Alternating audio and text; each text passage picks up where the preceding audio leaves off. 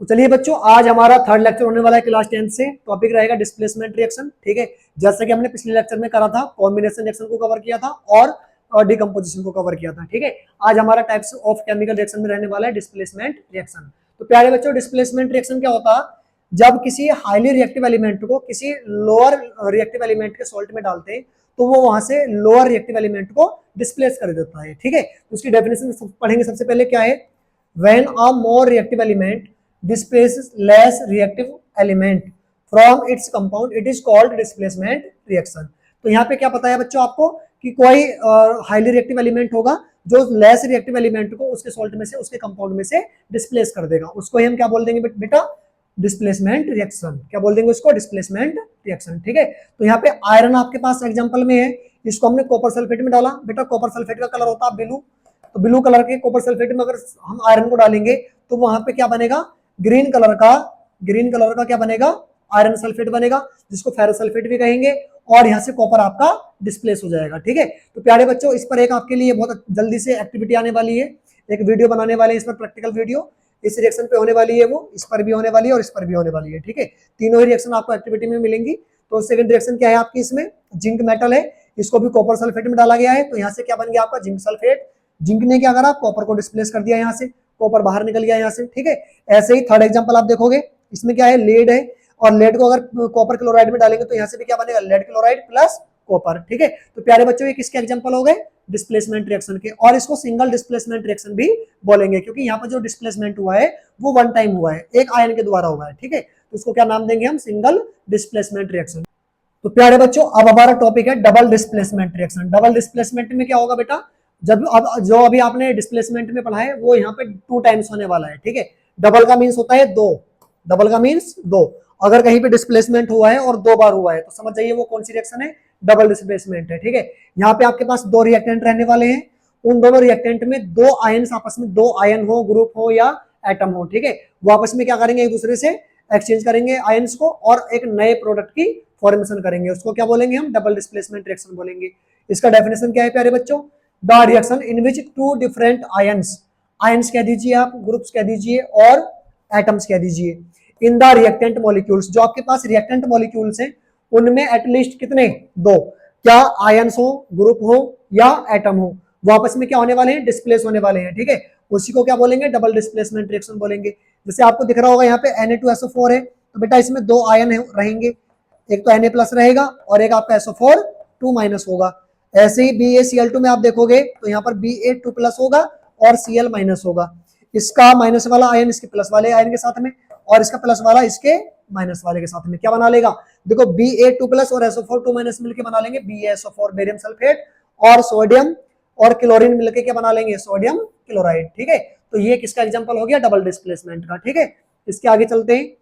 Next topic हमारा होने वाला है ऑक्सीडेशन एंड रिडक्शन। क्या होने वाला प्यारे बच्चों? Oxidation and reduction. तो डेफिनेशन क्या है? ऑक्सीडेशन में क्या होगा? The process in which addition of oxygen to a substance और रिमूव्ड ऑफ हाइड्रोजन, या तो ऑक्सीजन का एडिशन हो जाए, क्या हो जाए प्यारे बच्चों? इसका एडिशन, या हाइड्रोजन का रिमूवल हो जाए। ठीक है, किसी भी सब्सटेंस से, तो उस रिएक्शन को क्या बोल देंगे हम? ऑक्सीडेशन रिएक्शन बोल देंगे। जैसे एग्जांपल में आपको दिख रहा होगा, कॉपर लिया हुआ है, इसको बर्न कराया O2 के साथ में, तो क्या बन गया यहाँ पे? CuO बन गया, कॉपर ऑक्साइड बन गया यहाँ पे, तो कॉपर का क्या हो गया? ऑक्सीडेशन। ठीक है, ऐसे रिडक्शन की डेफिनेशन देख लीजिए, the process of removal of oxygen, वहां पे एडिशन ऑफ ऑक्सीजन था, यहाँ पे रिमूवल ऑफ ऑक्सीजन है, यहाँ पे माइनस होगी, या हाइड्रोजन इसमें आपकी ऐड होगी। ठीक है, रिडक्शन में क्या होता है? या तो ऑक्सीजन रिमूव होगी या हाइड्रोजन उसमें ऐड होगी, उसको क्या बोलेंगे प्यारे बच्चों? हम रिडक्शन। क्या बोलेंगे उसको? रिडक्शन। इसमें आपको एग्जांपल दिया हुआ है, यहाँ पे कॉपर ऑक्साइड है, क्या है प्यारे बच्चों? कॉपर ऑक्साइड, इसको लिया हुआ है हाइड्रोजन के साथ में, तो यहाँ पे क्या बनेगा आपका? Copper plus H2O। ठीक है, तो यहाँ से देखिए कॉपर ऑक्साइड में से ऑक्सीजन का रिमूवल हो गया, तो कॉपर ऑक्साइड का रिडक्शन हो गया कॉपर में। ठीक है, तो ये किसका एग्जांपल हो गया? रिडक्शन का एग्जांपल हो गया। ठीक, इसके आगे नेक्स्ट रिएक्शन हमारी होगी रेडॉक्स रिएक्शन। क्या होगी? Redox reaction. बेटा इसमें आपको नाम से ही दिख रहा होगा, ये 2 वर्ड से मिलकर बना है, रेड प्लस ऑक्स। इसका पूरा मीन्स है रिडक्शन। क्या मीन्स है इसका पूरा? रिडक्शन। और प्यारे बच्चों, इसका मीन्स होता है ऑक्सीडेशन, मतलब ऐसी केमिकल रिएक्शन जिसमें रिडक्शन और ऑक्सीडेशन दोनों पॉसिबल है, एक ही साथ में पॉसिबल है। एक रिएक्टेंट का रिडक्शन हुआ, दूसरे का ऑक्सीडेशन हुआ, या एक का ऑक्सीडेशन हुआ, दूसरे का रिडक्शन हुआ, तो उसको क्या बोलेंगे हम? उसको बोलेंगे रिडॉक्स रिएक्शन। ठीक है, इसकी डेफिनेशन क्या होगी? The reactions in which oxidation and reduction taken place simultaneously is called redox reaction. मतलब ऐसी रिएक्शन जिसमें रिडक्शन और ऑक्सीडेशन दोनों एक साथ हो रहे हो, ठीक है, उसी को क्या बोल देंगे हम? रिडॉक्स रिएक्शन बोल देंगे। ठीक, जैसे आपको एग्जांपल दिया हुआ है, यहाँ पे कॉपर ऑक्साइड है, यहाँ पे हाइड्रोजन ली हुई है, कॉपर ऑक्साइड का ऑक्सीडेशन हो गया कॉपर में, सॉरी कॉपर ऑक्साइड का क्या हुआ? रिडक्शन। देखो इसमें ऑक्सीजन का रिमूवल हुआ है तो रिडक्शन हो जाएगा, और H2 का क्या हो गया? ऑक्सीडेशन, इसमें ऑक्सीजन ऐड हो गई। ठीक, इसके बाद आपने इसमें देखिए नेक्स्ट एग्जांपल दिया हुआ है यहाँ पे Fe3O4 है, इसको हाइड्रोजन के साथ में लिया हुआ है, Fe3O4 से क्या बना? Fe बना, यहाँ से रिमूवल हो गया ऑक्सीजन का, तो प्यारे बच्चों इसका क्या हो गया? रिडक्शन हो गया, और H में ऑक्सीजन का एडिशन हो गया, तो प्यारे बच्चों इसका क्या हो गया? ऑक्सीडेशन हो गया। ठीक है, तो जब एक ही रिएक्शन में एक का रिडक्शन हो जाए, दूसरे का ऑक्सीडेशन हो जाए, तो उसको क्या बोलेंगे हम? Redox reaction. क्या बोलेंगे प्यारे बच्चों? Redox reaction. ठीक है, इसके बाद नेक्स्ट टाइप हमारा रहने वाला है इसमें प्रेसिपिटेशन रिएक्शन। बेटा प्रेसिपिटेशन रिएक्शन क्या होती है? ऐसी रिएक्शन जिसमें प्रेसिपिटेट फॉर्म होते हैं। प्रेसिपिटेट जानते हैं? जो वाटर इनसॉल्युबल होते हैं। क्या होते हैं वो? Water insoluble. ठीक, तो इसका डेफिनेशन क्या होगा? Chemical reaction which involves formation of water insoluble. क्या होता है बेटा? वाटर इनसॉल्युबल, मतलब वो वाटर में इनसॉल्युबल होते हैं। Precipitation is called precipitation reaction. ऐसी रिएक्शन जिसमें कोई वाटर इनसॉल्युबल सब्सटेंस फॉर्म होते हैं उसको क्या बोलते हैं?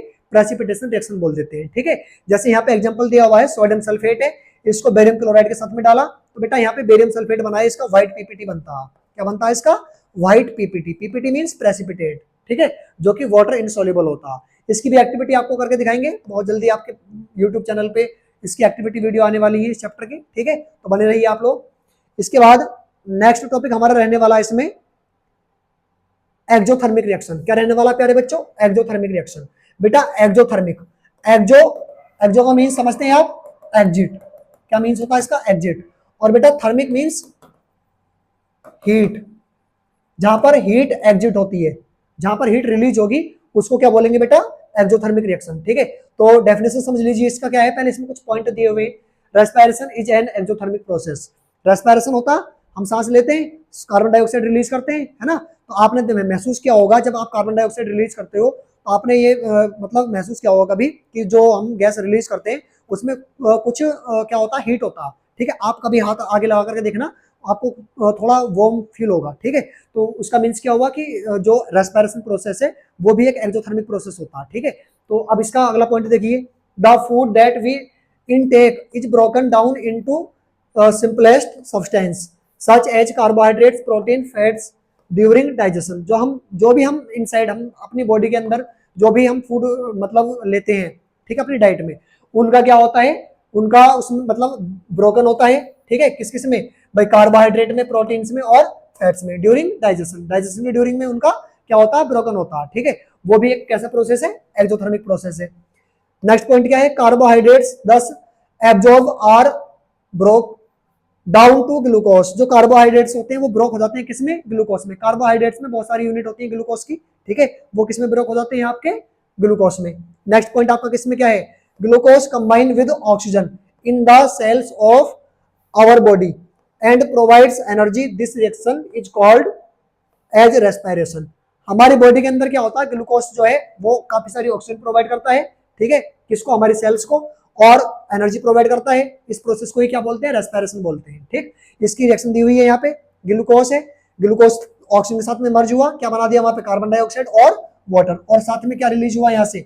एनर्जी। ठीक है, तो जिस रिएक्शन में एनर्जी रिलीज होती है प्यारे बच्चों, वो कैसी रिएक्शन होती है? Exothermic reaction. कैसी होती है वो? एक्सोथर्मिक। ठीक है, इसके बाद नेक्स्ट हमारा क्या होगा इसमें? Endothermic reaction. प्यारे बच्चों क्या होगा? Endothermic reaction. यहाँ पे एक्सो का अपोजिट है, वहां पर रिलीज हो रही थी, यहाँ पर क्या होगी? एब्जॉर्ब होगी। यहाँ पर हीट क्या होगी? एब्जॉर्ब। हीट एनर्जी क्या होगी? यहाँ पे एब्जॉर्ब होगी। ठीक है, तो इसमें समझिए क्या होगा? Reactions which occurs by the absorption of heat are called endothermic reaction. मतलब ऐसी रिएक्शन जहां पे हीट एब्जॉर्ब होगी उसको ही क्या बोलेंगे हम? एंडोथर्मिक रिएक्शन बोलेंगे। ठीक है, जैसे यहाँ पे फेरस सल्फेट है, इसको हीट प्रोवाइड करा और ये ब्रेक हो गया किसमें? फेरिक ऑक्साइड में, सल्फर डाइऑक्साइड में और सल्फर ट्राइऑक्साइड में। ठीक है, ऐसे अगला एग्जांपल यहाँ पे लिया हुआ है, कैल्शियम कार्बोनेट है, जिसको लाइमस्टोन भी बोला जाता है। ठीक है, यहाँ पर इसको हीट किया गया तो ये किस में ब्रेक हो गया, कैल्शियम ऑक्साइड और कार्बन डाइऑक्साइड में। ठीक है, इसके बाद अगला टॉपिक हमारा है रेंसिडिटी। तो प्यारे बच्चों, जो हमने ऑक्सीडेशन और रिडक्शन पढ़े हैं उन्हीं का ये एक टॉपिक है रेंसिडिटी और कोरोजन। अभी हम रेंसिडिटी को कवर करने वाले हैं। क्या होता है सर ये, इसमें हमें देखना है बेटा रेंसिडिटी में क्या होता है, the process of slow oxidation of oil and fat present in food materials. जो भी ऑयल और फैट कंटेन्स मटेरियल्स होते हैं, ठीक है, उनका उनमें चेंज हो जाता है, किसमें, स्मेल में, टेस्ट में चेंज हो जाता है। In them is called rancidity. आपने देखा होगा जैसे आपके पास कोई ऑयली फूड है, ठीक है, आप उसको कुछ टाइम के लिए अगर रख दो तो उसका टेस्ट चेंज हो जाता है। ठीक है प्यारे बच्चों, तो वो जो टेस्ट चेंज होता है वो इसी ही की वजह से होता है, रेंसिडिटी। उस प्रोसेस को ही रेंसिडिटी बोलते हैं। और वहां पर रीजन होता है ऑक्सीजन, उसका क्या हो जाता है, ऑक्सीडेशन हो जाता है। ठीक है, और प्रोसेस क्या कहलाता है बेटा, वो रेंसिडिटी। ठीक, अब इसमें क्या है भाई, इसको प्रिवेंट करने के लिए कौन कौन से पॉइंट हमें यूज में लेने चाहिए। पहला पॉइंट जैसे क्या है, by keeping food materials in air tight container. जो हमारा मतलब ऑयली फूड है या जो भी मटेरियल्स है उसको कहाँ रखें हम, एयर टाइट कंटेनर में रखें। दूसरा point, refrigeration of cooked food at low temperature. जो हमारा फूड है उसको लो टेम्परेचर पे रखा जाए रेफ्रिजरेशन करके, तो भी वो बचा रहेगा। नेक्स्ट पॉइंट क्या है, packing of food items like potato chips in PACS containing nitrogen gas instead of air, it prevents oil and fats from reacting with air. बेटा नाइट्रोजन गैस क्या होती है, एक केमिकली इनर्ट होती है। ठीक है, अगर ये उसमें मिला दी जाएगी तो ये जो हमारे पास चिप्स होंगे, कौन से वाले, पोटैटो वाले चिप्स जो होंगे, वो ऑयल में, आपको पता है ऑयल में फ्राई किए हुए होते हैं। ठीक है, तो वो आपके जल्दी से ऑक्सीडाइज नहीं होंगे। ठीक है, क्यों, क्योंकि एयर में ऑक्सीजन होती है, अगर उस पर नाइट्रोजन होगी तो नाइट्रोजन से ऑक्सीजन रिएक्शन वहां पे नहीं करेगी। ठीक है, इसके बाद अगला पॉइंट देखिए, इसमें क्या है, avoid keeping the cooked food and food materials in direct contact with air. उनको एयर के कांटेक्ट में नहीं लेके जाना है। ठीक है, उसको बचा के रखना है। नेक्स्ट क्या है, by adding anti oxidising substance. जैसे कि कौन है ये, ब्यूटिलाइटेड हाइड्रोक्सी एनिसोल, इसको बोलते हैं BHA। अगर इसको भी आप मिलाते हो उसमें तो भी उसका रेंसिडिटी होने से आप बचा सकते हो। ठीक है, इसके बाद नेक्स्ट टॉपिक आपका रहने वाला है इसमें बेटा कोरोजन। लास्ट टॉपिक इस चैप्टर का रहने वाला है, ये क्या है, कोरोजन। कोरोजन क्या होता है, जब कोई मेटल अगर उसको हम फ्री स्टेट में छोड़ दें मॉइस्चर और एयर में, ठीक है, तो वहां पे क्या होगा, उसके ऊपर एक नए कलर की एक लेयर आ जाती है। ठीक है, उसको क्या बोलते हैं, उस प्रोसेस को ही कोरोजन बोलते हैं। ठीक, तो क्या होगा यहाँ पे, the phenomenon in which metals are slowly eaten away by the reaction of air.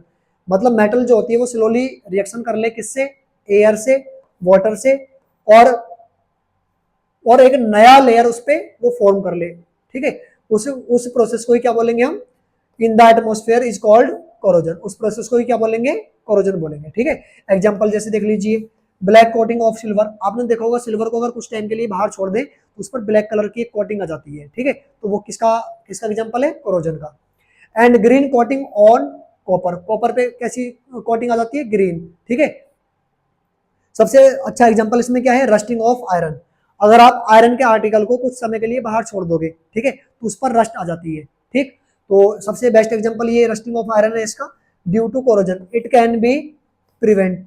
इसको प्रिवेंट करने के लिए भी कौन कौन से पॉइंट हम यूज कर सकते हैं। देखिए पहला पॉइंट हमारा है, by applying paint on iron articles rusting corrosion can be prevented.